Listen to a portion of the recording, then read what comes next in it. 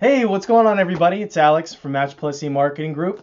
It is Monday, and I hope that you guys had a stellar weekend, and I did, and I really wanted to share something with you.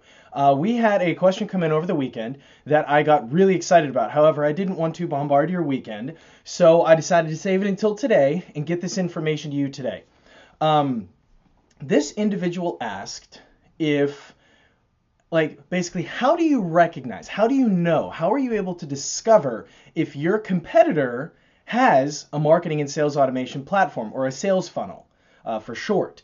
And that's an insanely good question. And I wish that I could save this for a rapid fire Friday so you guys could get really gassed up about it and work on it over the weekend. However, unfortunately, I just had to get it to you guys today. So, and of course, as usual, if you have any questions during the show, please feel free to leave them down there at the bottom, in the thread there. And of course, I have multiple cameras going on everywhere, so I'll be looking here, there, and everywhere. So I am talking to you. But so how to figure out, how to discover if your top competitor, or even if just your competitors, have a marketing and sales funnel. Now, the one thing I want you to realize is that the answer right now is probably more than likely yes. And I think we have a visitor on the show. Okay, thank you for coming on. The answer is more than likely yes.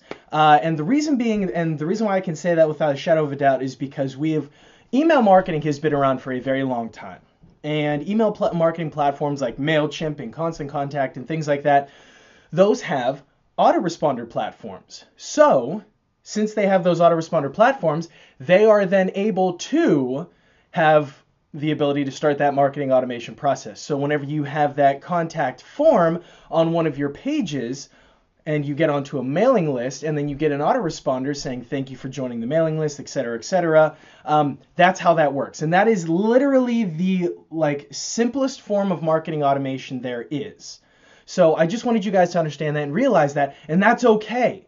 So chances are that they already have some sort of mailing list, they already have some sort of newsletter, they already have something that they want to get to, in front of your ideal customer, which is their ideal customer. So basically, how do we recognize if they have an advanced sales funnel? And maybe how do we, and it's called funnel hacking. Okay, so it's the process by which you're able to reverse engineer after discovering that somebody has, or your competitor has, a marketing automation system. So what'll happen is, I would highly recommend going to your chief competitor. And as we've said before, whenever you want to start to develop content, go to your chief competitor, look at their blogs, look at their social media pages, check out and see what type of complaints might be on there, any objections or any questions that they might have, and create that content and those answers for yourself. Essentially being able to ethically, because it's still that one problem, one solution, pull their clients and customers over to you because you're answering with better authority and you're solving their problem for them. Okay, so it's the similar kind of process. So opt into their email list, opt into their newsletter, opt into their blog. And every single day, you're going to want to check into your inbox, or you're going to want to go on Facebook and you're going to want to check out to see, I'm sorry about that, and you're going to want to check out to see if they actually have emails coming to you. If you go on Facebook, you're going to notice that there might be ads that are for their company. And like we talked about the other day with Facebook Pixel, you're going to be able to see if they have a marketing automation platform, or if they have advertising that they're putting in front of you as a result of you visiting their blog or opting into their email list. So that's going to be a way where you're going to be able to really kind of look and see, okay, this is without a shadow of a doubt that they have a marketing and sales automation platform. Okay, now you're going to want to say, okay, now that I've answered that, what type of engagement might they be trying to get out of me? What type of call to actions might they have? Are they similar to mine? How does it work with your business? Or, is it similar? What are you looking for? And then you're going to be able to take that next step and say, okay, so here's what they're doing. This is how I add my unique spin to this, that, or the other thing that they're talking about. This is a common objection within the industry. Let's put it out there. Okay? So continue to look at that and continue to say, okay, so they have a blog. Okay, now, do they have a place for somebody to opt in there to receive that newsletter every week, every month, or however much they update their blog? Okay, so if they have a blog, opt into the blog. Look in your inbox every single day to see, are they communicating with their audience? Now, every day, how many times a week, what's their call to action? Okay, then actually do the call to action. Actually start to engage with their platform, because that's the only way that you're going to know what exactly they're looking to do with your ideal customer. Okay, so after you've opted in, you're now on their list. And don't worry, you're not on their list forever, and no, they can't see you. It's not like they can spy on you.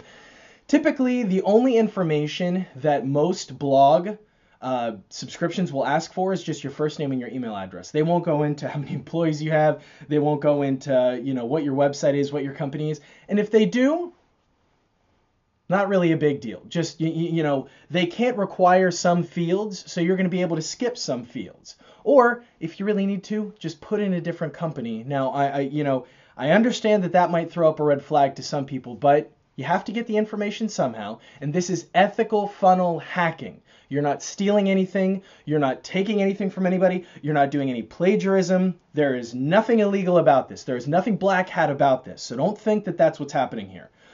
So as you continue to actually now engage with their call to action, where does it go? Yeah, and the exact same thing with an email list. Whenever you opt in for an email list, where do those first calls, CTRs go? The click-throughs. Where do those actually lead to? Is it a landing page? Is it a sales page? Is it for a live demo? Whatever it might be, see what that is. And see if that fits and that corresponds in with your business model and your business plan and how you actually want to engage with customers. They might start to help you understand some new things that you may not have thought of yet. Now, chances are that is probably not what is going to happen. That probably won't necessarily be, where they're saying, okay, I have an advanced sales funnel and this, that, and the other thing. Unless you're in like the space where you're like a Fortune 500 company or you're a larger business or a medium-sized business, depending on what niche you're in, they very well may not have one of these yet. And that's okay. And that's totally fine. That just gives you a leg up. So if we're kind of bringing it all back to a center here, because I don't want to take too much of your time this morning, I just wanted to show you how to identify an actual sales and marketing funnel within your competitor, and then how to kind of reverse engineer it so that you can help your business grow and scale. And that is, check to see if they, go onto their website. Do they have a blog? If they have a blog, can you opt into it? And that just means, can you sign up to receive their notifications about their blogs being posted every week or however often they do it? Same thing with an email list. When you go onto their website, do they have a place where you can opt into their email list to get newsletters and notifications, etc., because they might not have a blog yet? Opt into those, sign up for them, and then start to look at things like their frequency. Are they, blogging a lot? Are they going, or are they sending out email marketing pieces a lot? What are they doing that strikes your fancy? How does this compare to your business and how you want to engage with your customer? Look at those things. And then whenever you start to notice those trends, of course, check them out, see what type of engagement. If it's like social media postings, or if it's going to a landing page and they have a comment section, check and see, and especially if it's a blog, check and see what their comment frequency is like. Are they getting a ton of comments? And if they're not, don't worry, but still, you got a lot of valuable information. And even if they do have a lot of comments on their blog, check to see if there's questions. Check to see what common trends or things you might be finding on there that they're asking or commenting about, and create content about that yourself. So now you're getting into some deep funnel hacking where you're going to be able to create a similar funnel based on your brand, your business, your industry, your objections, and everything. And you're going to be able to make sure that it works, that this funnel is engaging. And you're not going to have to go through a huge testing period to see if it works or not, because they already did the work for you. So say thank you. Of course, put your business, your spin on it, whatever your value proposition is, whatever your value message is, and make sure that that's in there. But that's how you're going to be able to find out. Sign up for their blog, look at trends, or sign up for their email list newsletters or whatever. Look at trends.